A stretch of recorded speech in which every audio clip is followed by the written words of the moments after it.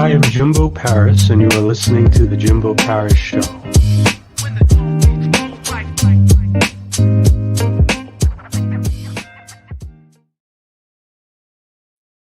All right. How's it going, guys? This is Jimbo here from The Jimbo Paris Show, and today we've got a great guest on. His name is Matt. He's basically focused on mental illness, helping countries, and he has a hub that kind of steers people towards organizations working towards like a specific cause. And he was endorsed by Bill Clinton, Forrest Whitaker, Ashley Judd, and he also successfully recovered from schizophrenia and bicycled all the way across Canada. So let's see what he has to say. Hi, nice to meet you. Nice to meet you. I can just start, or do you want to? Yeah, so please begin. Tell me who you are, what you're about, and what your message is. Yeah, so I'm in Canada. I've got schizophrenia. I got that at the age of 22. I bicycled across Canada before I got too sick when I was taking engineering at university. But the disease hit, and that took my life into a whole different path. So I can talk more about that, but I did get better. I'm doing well now, and it took a long time to get better. But in 2018, I made a website for mental health in developing countries. It's the whole time going through my mental illness, my heart just went out to people who had to go through extreme poverty or war and mental illness as well. I felt like I was living in a war zone myself, just with my own mental illness and living in a sleepy part of Canada. And anyway, so I made the website, Mind Aid, and I found 7 nonprofits that are giving basic mental health care. And these models are low cost, proven effective, and scalable. These models of basic mental health care were first designed in the 90s, I believe. They were modeled after models of basic physical health care. There were guides for decades on how to fix a broken leg where there's no doctor or hospital around for miles, or any kind of physical ailment. So they did the same for mental health. And the World Health Organization is trying to figure out the best way to roll these models out to the masses. There are over 270 million people in developing countries with no mental health care. So the 7 nonprofits I've found, they're relatively small. They need a lot more help, but they're doing good work. They've helped thousands of people already get back up on their feet with mental health. And there are some other organizations on the website too. Not all of them you can donate to, but those 7 that I've mentioned, those you can actually donate to or fundraise for. So yeah, the website's kind of a hub. As far as I know, it's the only website of its kind in the world. If you go and look for resources to help people with mental illness in developing countries, they're scattered across the web. I've put them on one site.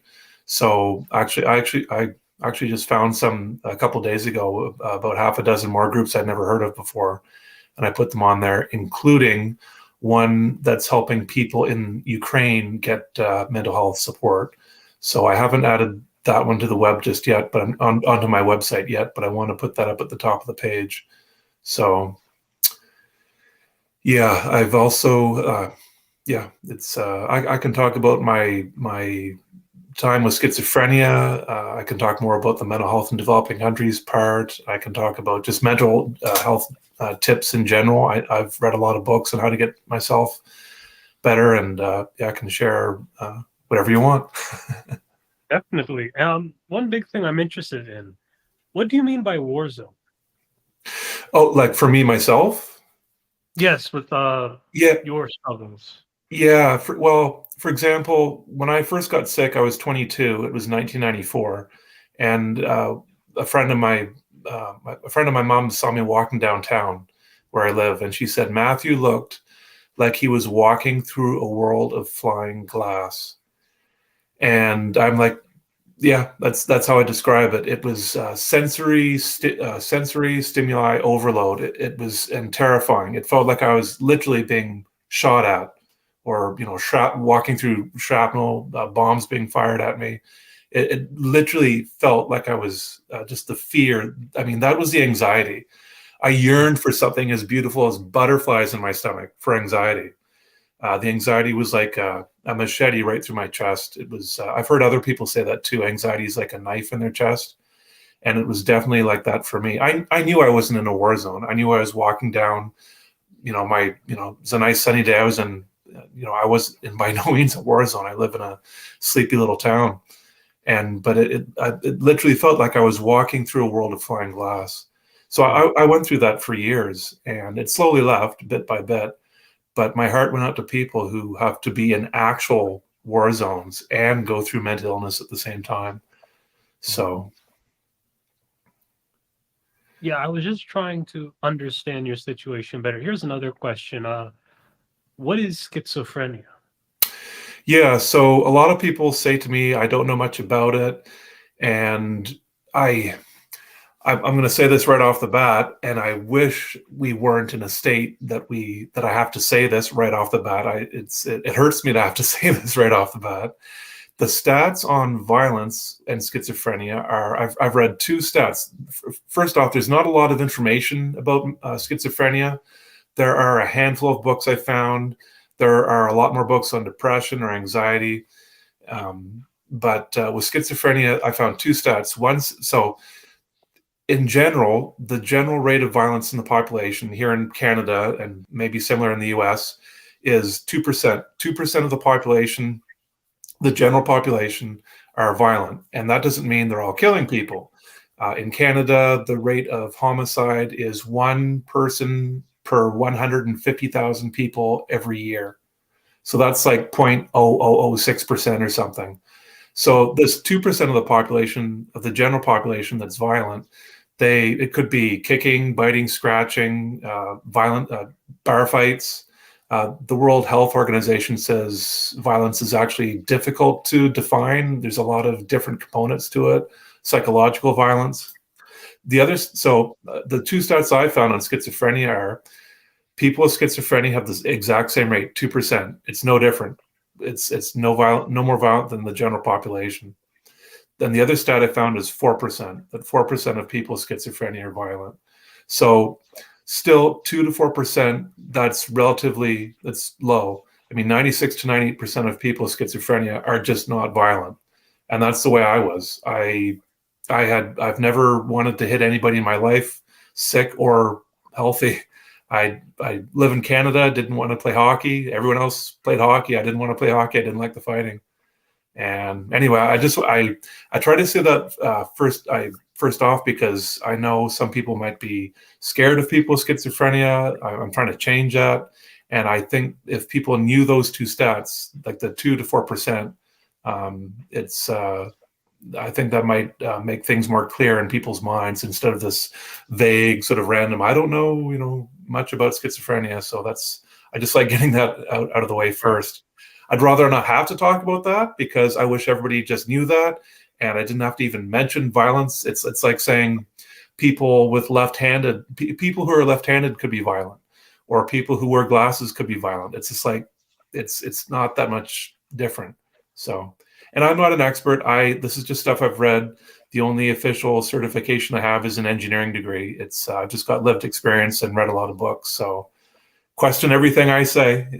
I try to be as accurate as I can, but I could be wrong in something. That's the best I know so far.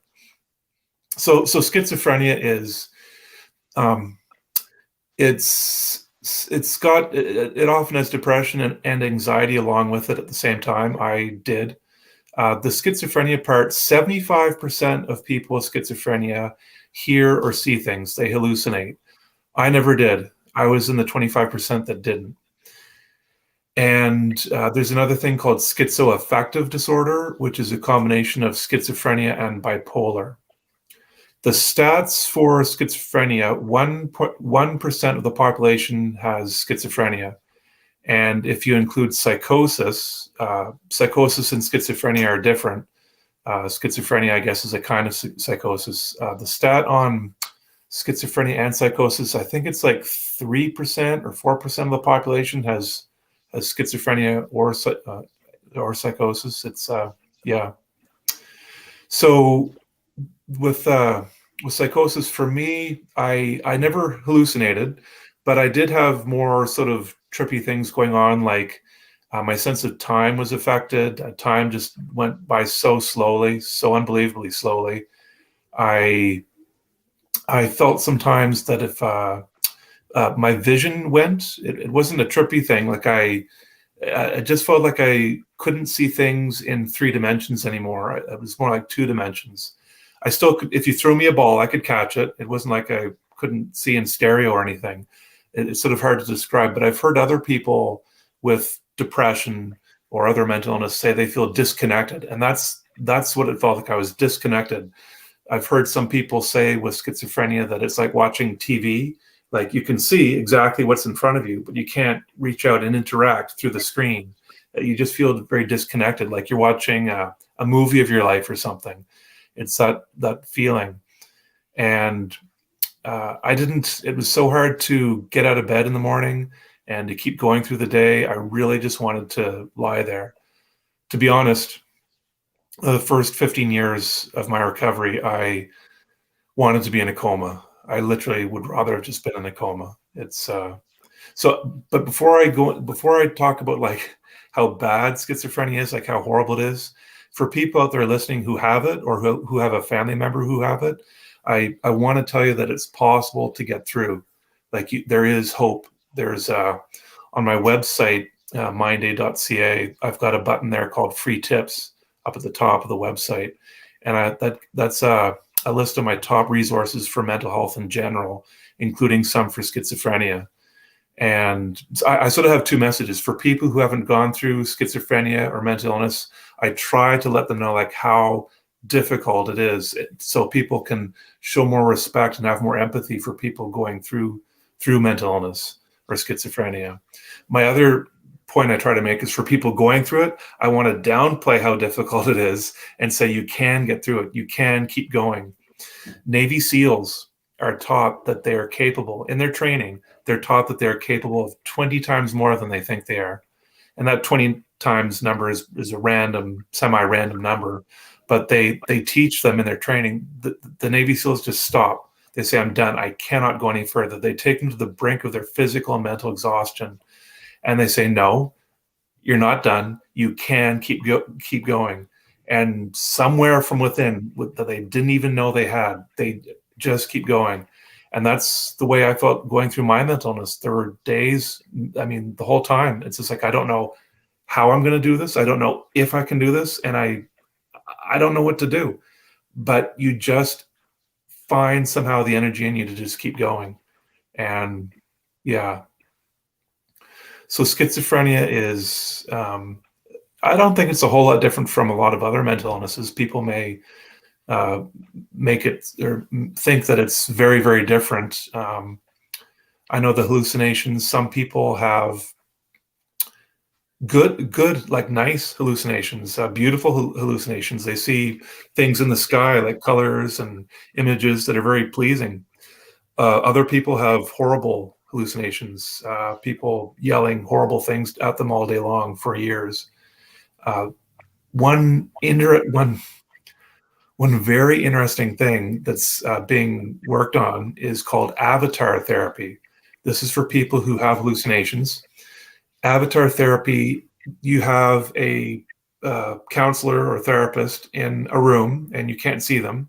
The room you're in, there's a computer, and on the computer there's a person-like avatar creature, not creature, but person.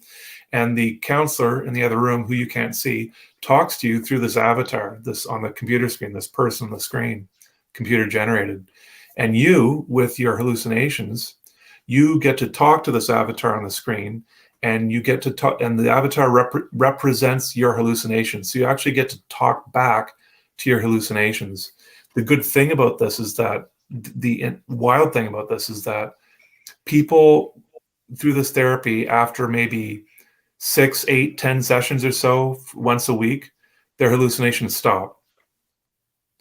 Not all of them. It doesn't work for some people. Some people get partial results. Other people, their hallucinations disappear, which I think is just incredible, because these can last for years or decades in people, and to have them gone in just a matter of, a handful of sessions over a matter of weeks, I think is incredible. So they're working on this and trying to get it more in Canada. There's a group that's made this available to people. They're still working on it and trying to do more research on it.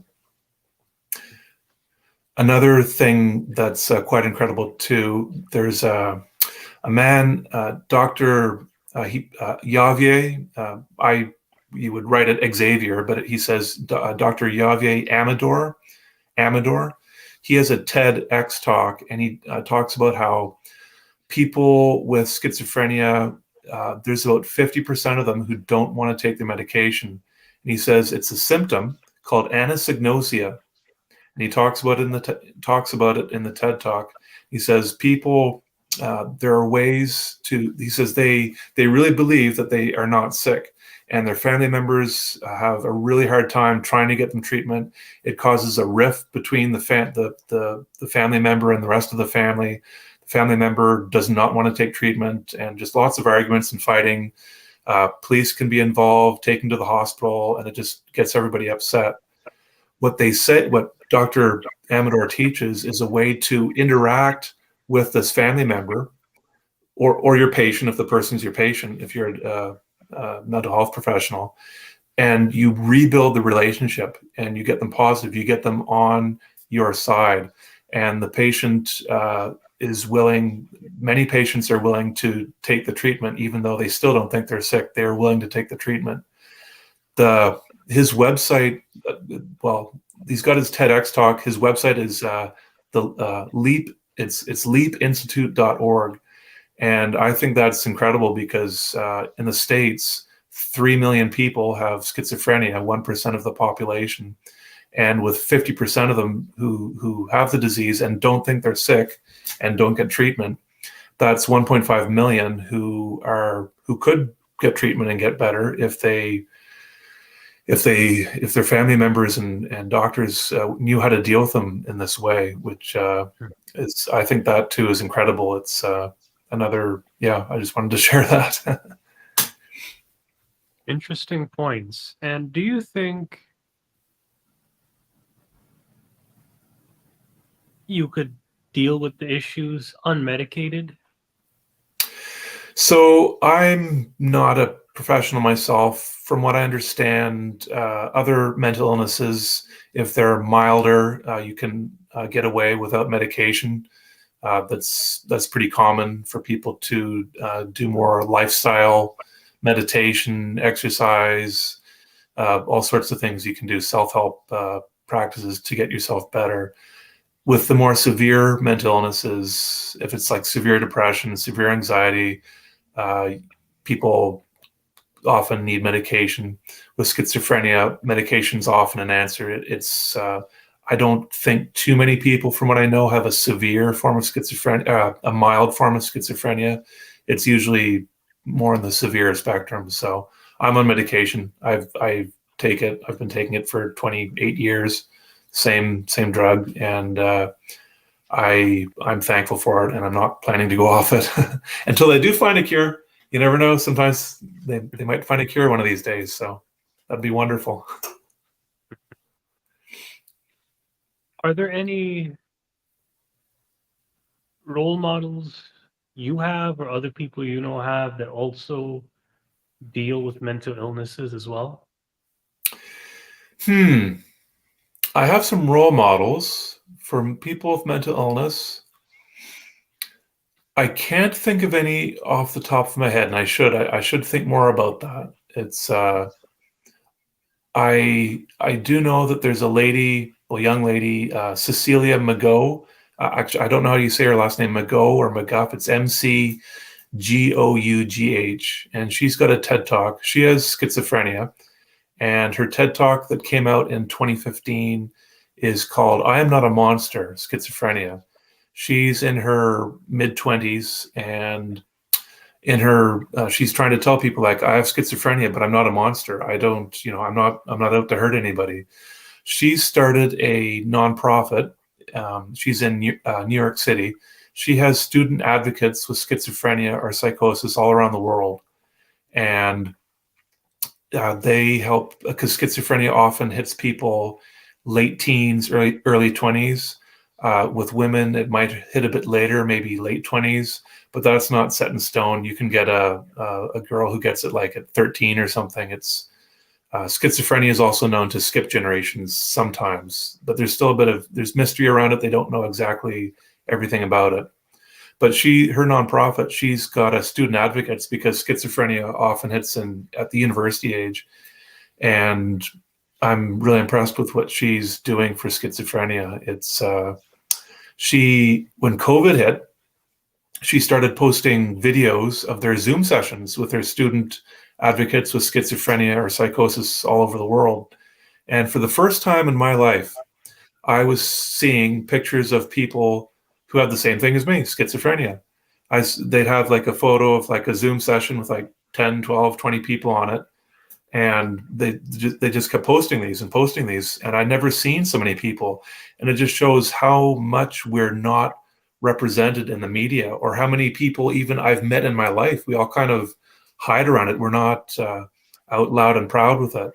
And I wish that would change. With COVID, things have changed a lot more with mental health. Everything's out in the open, but they say that some mental illnesses still aren't out as much as they should be. So it's on my website in the About section, I've got a couple links there to people who sell T-shirts and clothing for people to promote schizophrenia awareness. So I'm trying to, I'd like to have more people have schizophrenia out in mainstream conversation. So yeah.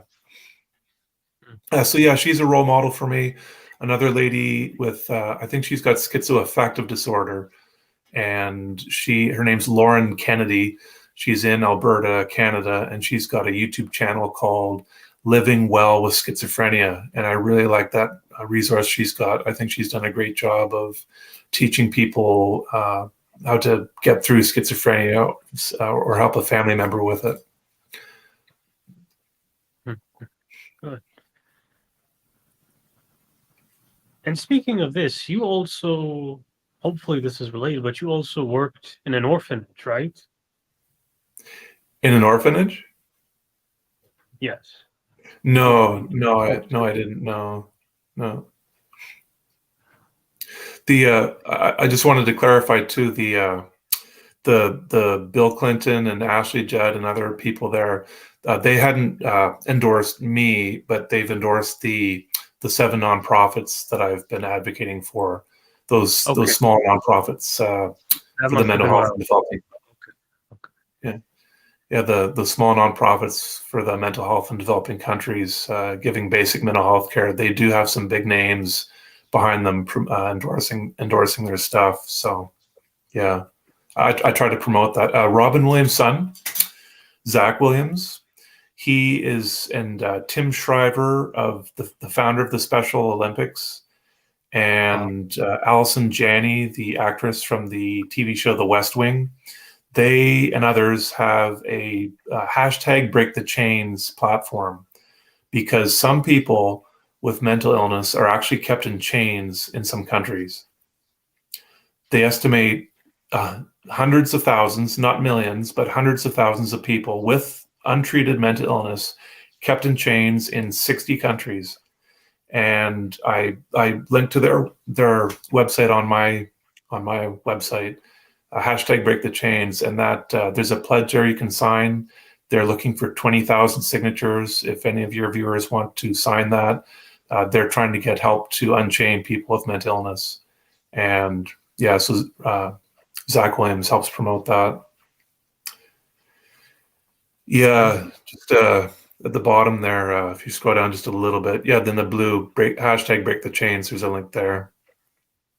Yeah, that's the page. Yeah, there's Allison Janney, and there's a video there that Allison Janney imager. That's a YouTube video with Allison and Zak and Tim Shriver and some other celebrities who are helping stop this. there's a pledge there. They've got 13,000 signatures so far. They're looking for 20,000. And there's some things there you can share on social media.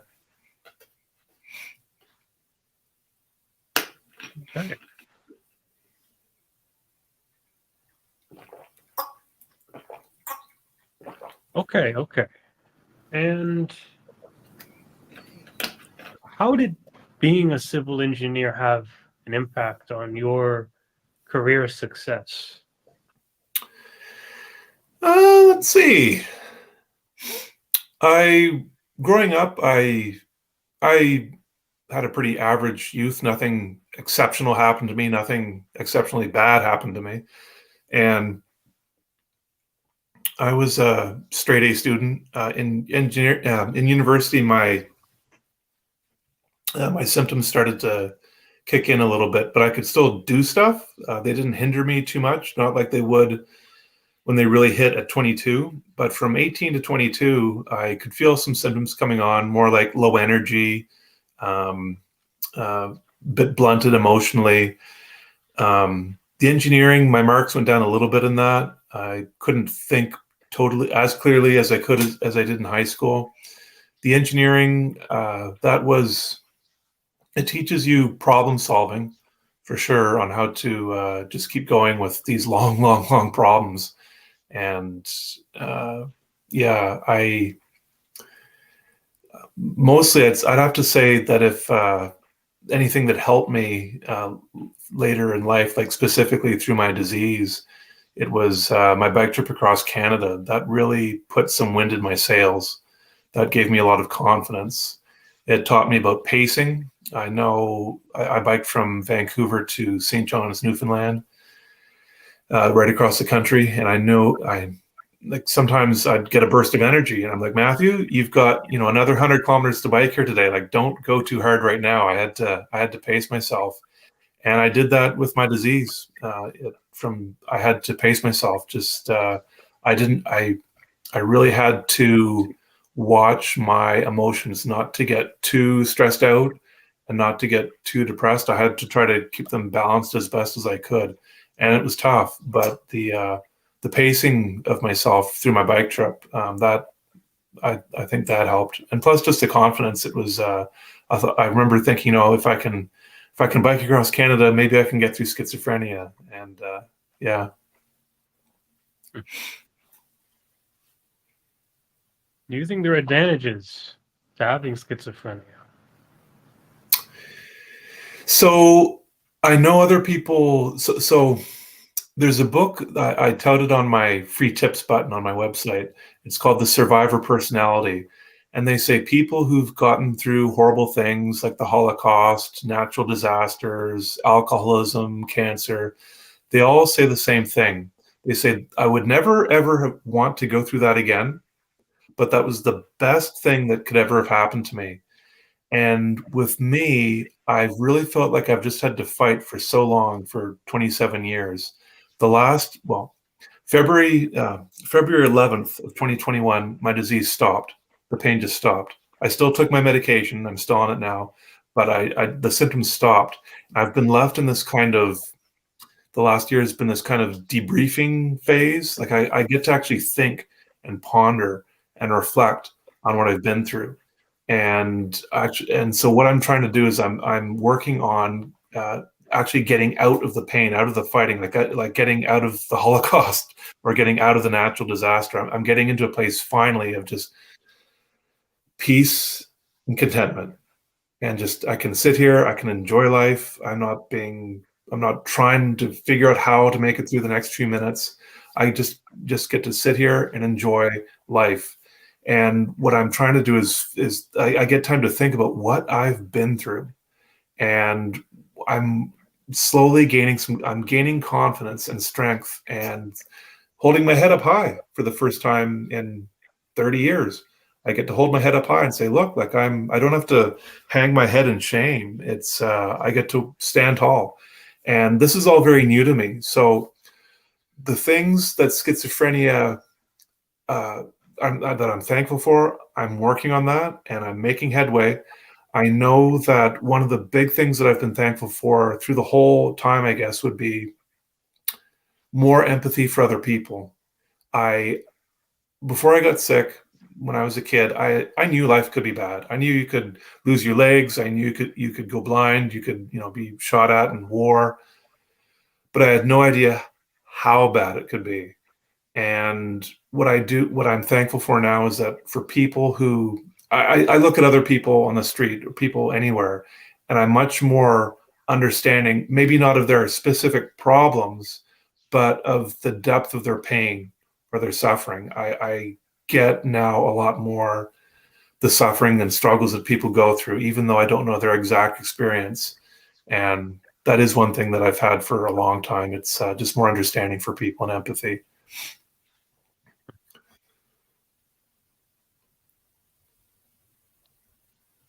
And speaking of your purpose in life, how does the phrase, "you don't need a reason to help people," resonate with you?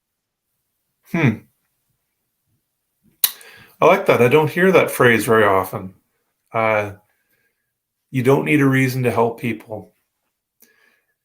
Yeah, it's some people ask me, Matthew, there's so many people struggling here in North America. We should help ourselves here first before we help people in developing countries.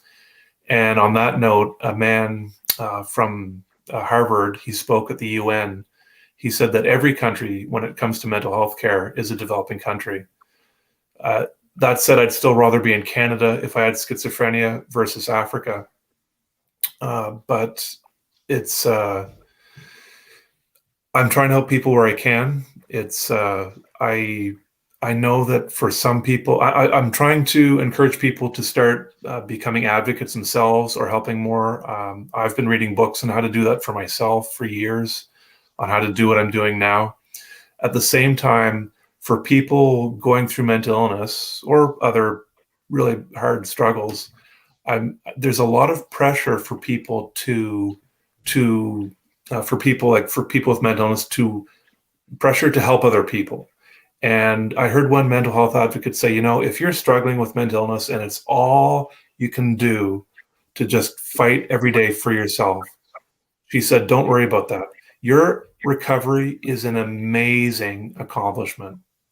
And if you can't help anybody else, don't worry about it. Your recovery is an amazing accomplishment. It's huge. Focus on that. And I want to tell people that because I know there's a lot of pressure to have a platform, be on social media, help other people. And I do want people to do that too. That's not, if there are people out there who are on the fence, who may be thinking, I spend a lot of time on social media, or ideally I'd like it if everyone in the world could just have fun and not be in pain, but there are millions of people suffering in various ways. And I'm trying to encourage other people who might be on the fence to say, and try to encourage them, maybe start a YouTube channel. It's free. Get on social media, start being an advocate, put your name and mental health advocate beside your name, or cancer advocate, or clean water advocate, or whatever, and start joining another group that exists. And for example, for me with my MindAid platform, I'm looking for people who want to join and help out and help other people with mental illness in developing countries. I've got a Facebook page for that, or Facebook group, Facebook page and Facebook group. I've got 70 members or so in the Facebook group now, and I'm looking for people to meet each other, brainstorm ways to help, and that's. I don't think you need a reason to help. I think it's just get up and do it. If it's something you're interested in, and you don't even have to be passionate about it. Don't wait for the passion to hit you. If sometimes passion doesn't come. Try something that interests you, and go with that. It's just start doing something, helping out in whatever capacity. There's a book on that. It's called The Motivation Myth. He says people think they need to wait for this lightning bolt of inspiration to say, that's what I'm going to do. He says sometimes it happens, but oftentimes it doesn't. And he says the trick is people think they need to have the confidence before they start. But he says when you start and you take these small steps, take a small step. That'll give you a bit of confidence. Take another small step. That'll give you a bit more confidence. And just keep taking these small steps. The steps, the actions give you the confidence. You don't have to wait for the confidence in order for you to take action.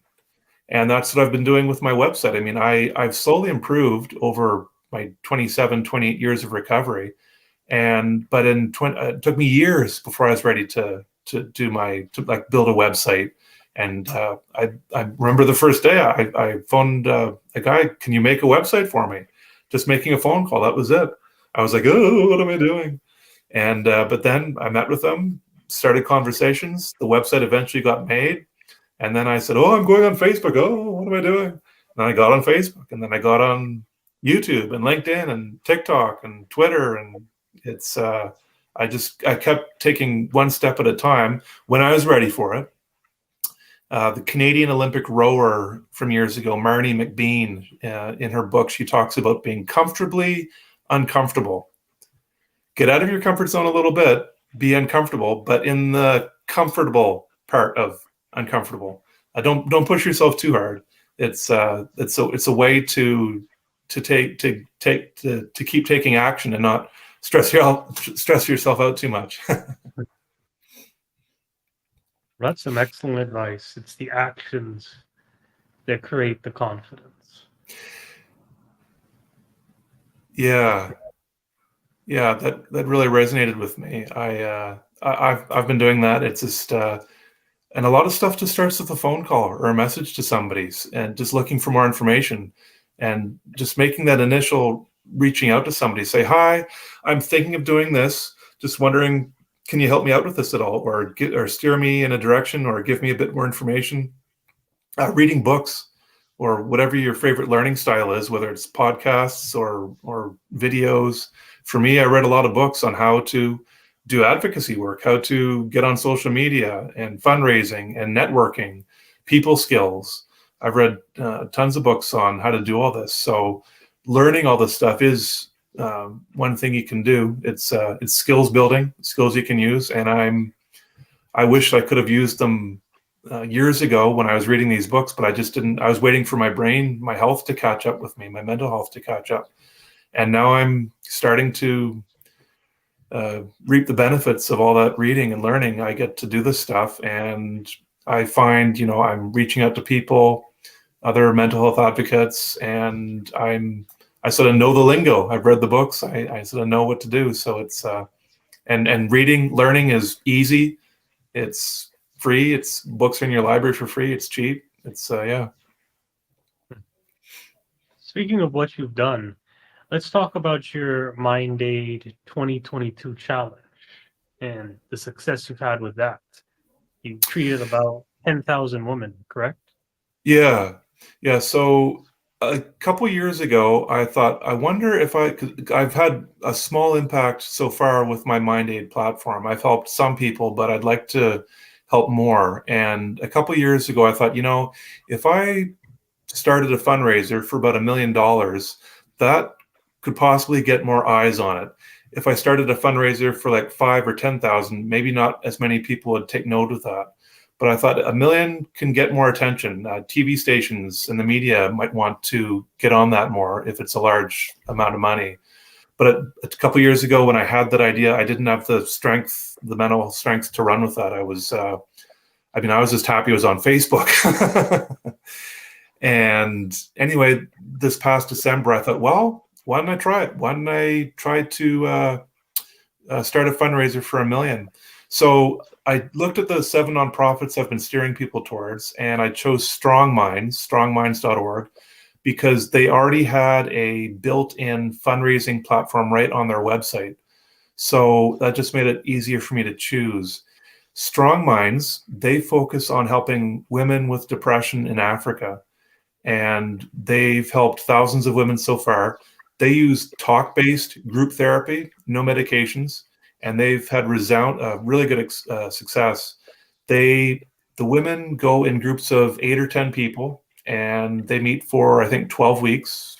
And 86% of the women, 6 months after the group sessions stop, are still depression-free, which are very, very good numbers.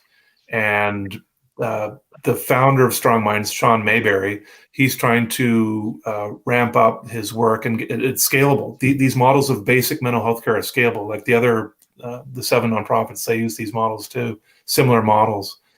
And so I thought for my fundraiser, if I raised, so it's $180 per woman per year for one woman to get this treatment, this talk-based group therapy. So at 10,000 women because 10,000 is a round number, and $180 per woman, that's 1.8 million. So that's how I kind of worked out that number. So that's my goal. And I've reached out to the TV stations here where I am, and some have taken notice and wanting to do a story on it. And I chose the rest of the year. I thought it would give me more time to work on this, and I'm hoping to get this done by the end of December this year, 2022, to get 10,000 women treatment. It's at $180 per year. That would be, if one person gave $3 a month, that's $36 for the year. That's a coffee a month for the year, $36. And if I got 50,000 people to donate $3 a month for 1 year, that's 1.8 million. So 50,000, if I can get 50,000 Canadians or people from other countries to donate, I would be so happy.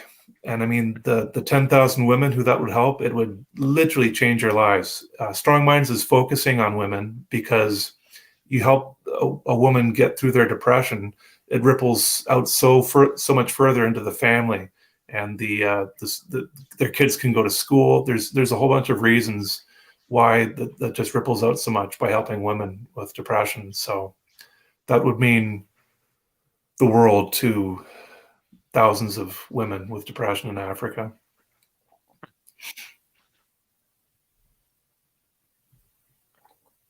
And when it comes to what you've done, what are some of your best success stories?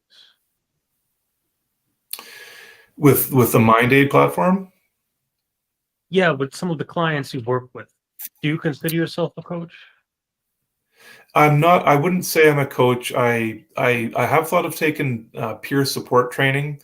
That's a common thing these days. It's someone with lived experience of mental illness helping someone else go through their mental illness. And I haven't taken the training yet. I may at some point.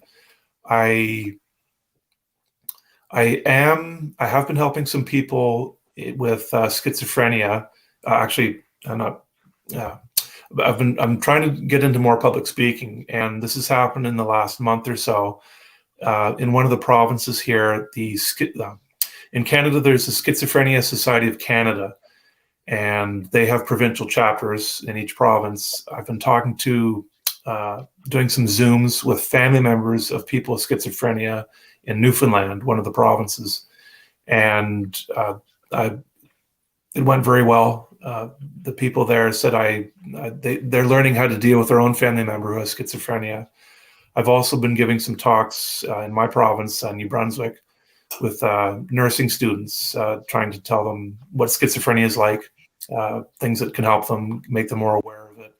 And those Zooms have been going well too. So public speaking is new to me. The last month, I tried it. I tried some public speaking in real life, live in 2019, and I wasn't quite ready. It was okay, but I knew I could do better. But the Zooms I've been doing the last month, I'm really excited about because I feel better at public speaking. Like on this podcast with you today, I feel better. If I was on with you like a few years ago, I wouldn't have done as well. So I'm not really a coach. I do have I've got tons of, my free tips button on my website. That's a list of my top books, mostly books, a brain health CD. It's on iTunes and Amazon too. Other resources, some articles, things that have really helped me get through my mental illness. I try to share those. I talk to people as much as I can about mental health tips, just in general, no matter where you live.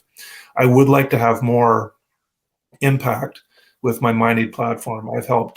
I've raised probably in the hundreds of dollars so far for my MindAid, helping people with mental illness in developing countries. And I'm I'm happy about that, but I want to do better and raise like a lot more. It's that's why this 1.8 million was a big leap for me to do that, a leap of faith. Part of me was thinking, Matthew, what are you doing? What are you doing? But I did it anyway, and I know I may fall flat in my face with that this year. I may not have the energy to promote that more, but I'm going to try. And if I fall flat in my face this year, the next year I'm going to try the same thing or something better next year. It's I want to do this for years to come, and I'm looking for more speaking opportunities. I love public speaking. I yeah, it's I podcast interviews. I really love speaking about this.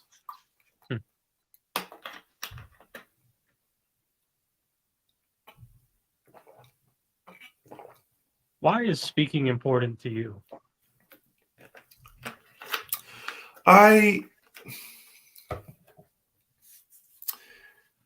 Al Gore, when he said he traveled and spoke about climate change for years and years. And he said in one of his movies, he said, "This is the only way I know how to do it. I don't know how to create change.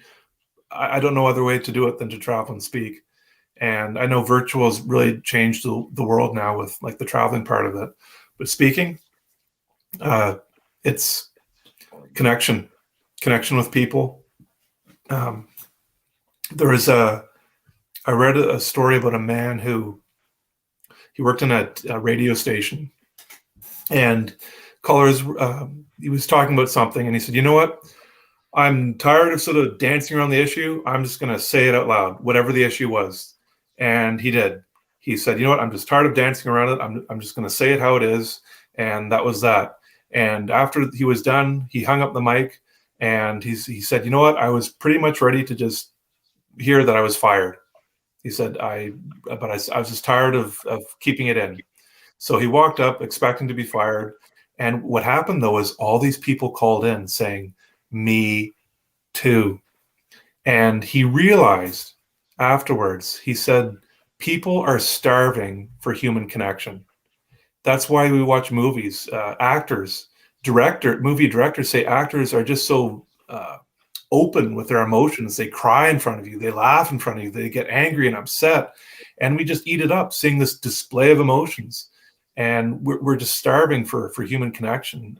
So many people are lonely, have no one to talk to about things that really matter to them. And I'm hoping with my speaking I can help out in some way. It's just human connection. It's I'm trying to do that.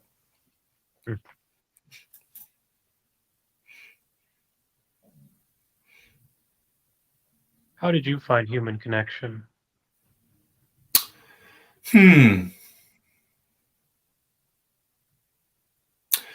I'd have to say it's hard. It was really hard with schizophrenia. It was difficult to speak. It was painful to talk to people. I with schizophrenia, people become more literal. That was true for me. For example, a father said to their son with schizophrenia, he said, "What do you think about taking out the garbage?" And the son said, not jokingly, he said, "Seriously, I don't think much about it at all." And the father, the way he just worded it differently, and I became literal like that too. So it was difficult to reach out to people, but I tried to anyway. A lot of people want to isolate. I had those things going on too. It's this real battle to wanting to just lie there alone because it's painful to talk to people and reach out to people too. It's a double-edged sword. But I kept trying. I didn't often feel like it, but I kept trying to reach out to people. Phone worked very well for me. I found if I was by myself for too long, phone just hearing someone's voice and hearing my own voice interact was very helpful. I know other people might like texting better or whatever it is, but just trying to force myself to reach out to talk to people. It's yeah.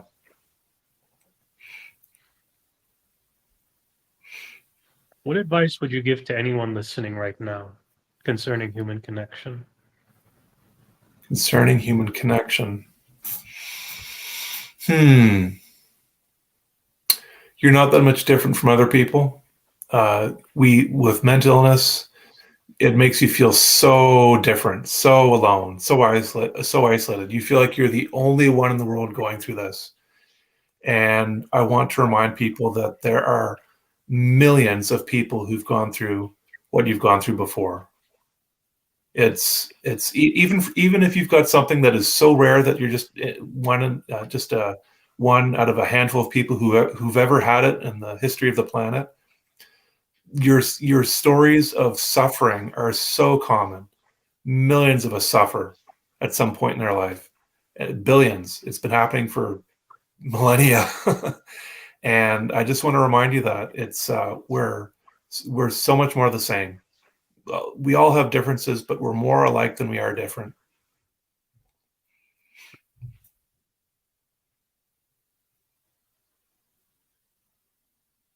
If you could go back in time and give your younger self some advice, what would you tell him? So that comes back to what I was talking about at the start. It's you're capable of so much more than you think you are. I believe we all have vast, vast, vast amounts of courage, patience, determination,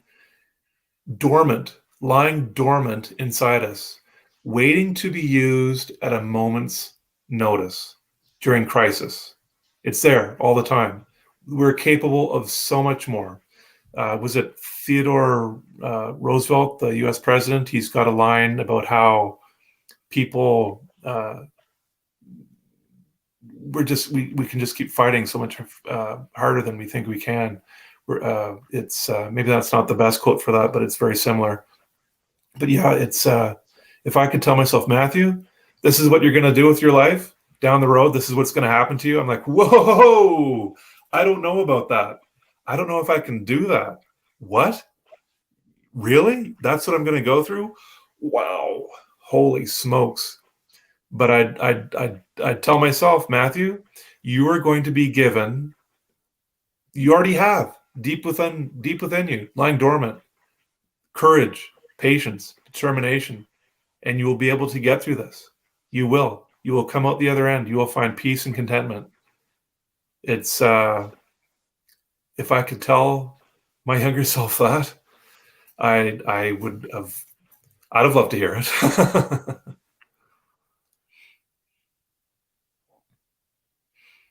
So I think to finish this off, what are some main products you want to push to the audience, or anything big you need to push to the audience?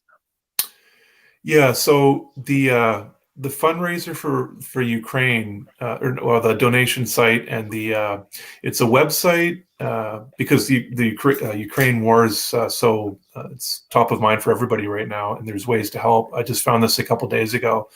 I want to put that on my site as soon as I can, and it's a website that people in Ukraine can use to improve their own mental health. And there's also a donation site there for the people who are making the website. It's if you look up GIP-global something, that's their website. But I'll put something more specific in the on my page. I also want to promote my 10,000 Women with Depression fundraiser for 1.8 million. That's at the top of throughout the website. It's a Join 2022 challenge. That's what it's called there. My Facebook group, if people want to join that and meet other people interested in learning how to help people with mental illness in developing countries.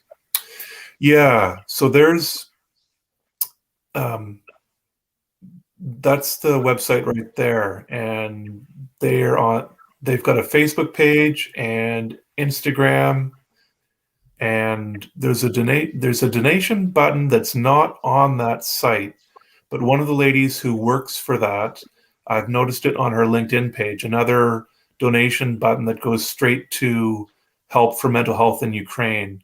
And that's the button that I want to put on my website, that donation link. Do you know her name? Dr. Nicole Votruba, I think her name is. Yeah, well, actually, if you go on my LinkedIn page, I just shared that post last night. I shared her post, so it's on my. Today is what, March 26th, 2022. So it's that's on my LinkedIn page. It's yeah, it's you're right there. All right, yep. You see right there, donate there. Okay, Yeah, great. yeah, that's her write up to that document, Support Ukraine. She wrote that. I just shared her post and the links. Nice. Nice. And how much do you plan on raising for this? Oh, for Ukraine? Yes. I have no dollar amount. I just found this the other day. I'm just starting to share it. I don't know if I will get a total dollar amount that I want to try to achieve. It's I don't know. Yeah, that might be too much for me right now, but I do want to share that because it's a way for people to help.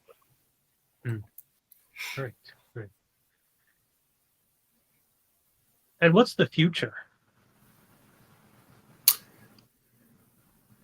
For me, well, actually, on one note, I want to talk about eco anxiety. A lot of people are scared of the future for the planet, and environmental organizations are using the term "all hands on deck." We all need to play a part to help, and I'm trying to do my part. Plus, with eco anxiety, a lot of people, psychologists, are seeing a lot of people with eco anxiety, eco grief, and they say we're not entirely equipped how to handle this. People are getting pre-traumatic stress disorder, getting traumatized by events that haven't even happened yet. And I found a couple books on my free tips button on my website. I linked to an article I wrote that summarizes those two books if people don't have the time to read them. It's an article on eco anxiety, the fate of the planet and the environment. And what they gave was just great news. I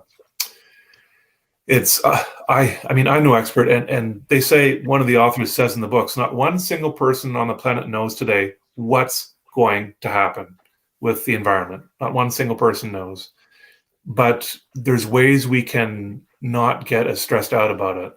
And I I I think that what's going to happen is there'll be a tipping point. Most people think climate change is human induced.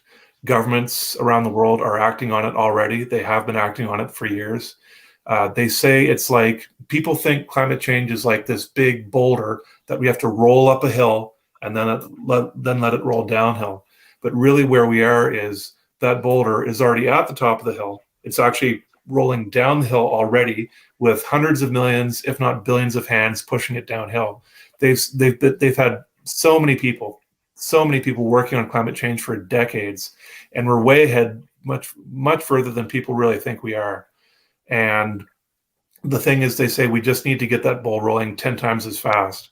And that 10 times number, they didn't explain that. It's maybe, a random number, but it's I think there'll be a tipping point where in the next year, 2, 3, whenever, could be longer than that, I don't know, but a tipping point where people say we need to start taking larger actions, getting more solar panels, wind turbines, electric vehicles out. We need to start doing this.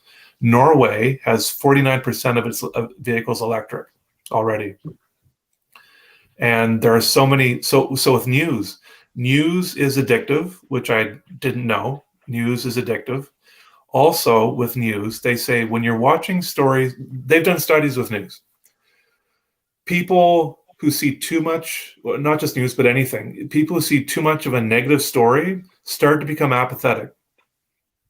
And they say the way around that is to, when you're watching a story that's apathetic, whether it's a story about anything, ask yourself, is this a positive or a negative story? To make yourself more aware of what you're watching. Is this positive or negative? And at the end of the story of the news article, does it give you an action you can take to help this? So those two things, is it positive or negative? And is there an action at the end you can take? That'll make you, because we're bombarded by negative stories about the environment. And if people were more conscious of what they're watching, because they've shown too many negative stories can make people apathetic and not take action. Think there's nothing I can do. And they say, young and old today, too many are apathetic about the environment, thinking there's nothing I can do. Jane Goodall, one of my role models, who doesn't have mental illness, she's been a real role model for the environment. And she says it's like a tapestry. People on the planet helping are like a tapestry, a beautiful tapestry in a museum. But she says you start taking out some of the strings with representing people not taking action. Take out some of the strings in the tapestry. After a while, that tapestry, that beautiful tapestry, will start to look tattered and not as beautiful. She says we all need to do our part. Even if it's tiny, we all need to do our part. And one of the best news items, one of the best things in one of the books was they said the most important thing people can do is talk about the environment. Above getting an electric vehicle, putting solar panels on your house, wind turbines, above any of that is having conversations, talking about the environment, getting people to take action. One guy, it was Catherine Hayhoe, that's one of the authors, she said that in her TED Talk, someone watched her TED Talk and he met her in London, England, and said, I've been talking to people, like you said, I've been talking to people. In fact, I made a list of people I talked to. Would you like to see it? She's like, sure. So he showed her the list, 10,000 people. And by the time she wrote the book, 12,000 people that he talked to, conversations about the environment. And the place where he lived in London, his borough, did very well with climate change actions. Anyway, that's a longer story, but it's I just wanted to say that about the future, that's I know a lot of us are concerned about what's going to happen. I think there'll just be a tipping point. We'll start taking massive action, and hopefully we can do this. It's and bring the CO2 levels down. It's like my sign says behind me, I'm trying to encourage people to stay hopeful. You never know what tomorrow may bring. You have no idea. We think we do, but we really don't. No idea. Interesting input, Matt. Well, thank you again for being on the show. This has been great. You're welcome. Thanks so much. You've asked some questions I haven't thought about, so that's you've been getting my mind working. My mind working too, man. So yeah, special thanks to our sponsors here, Alison Roberts. Grab her book. It's Behind the Power. It kind of serves a powerful book on breaking unhealthy thought patterns and creating a more powerful version of yourself in the future. And then our second sponsor, LifeWork Systems. They're a collaborative partner, big business. They work with corporate businesses and companies and create the culture that people really want to have. So if you own a business and you want to improve your company culture, reach out to this woman here. All right. And also we're available on our Roku channel. So I'm Jimbo Paris. This is the Jimbo Paris Show. Thanks again, Matt. Great having you. Thanks so much.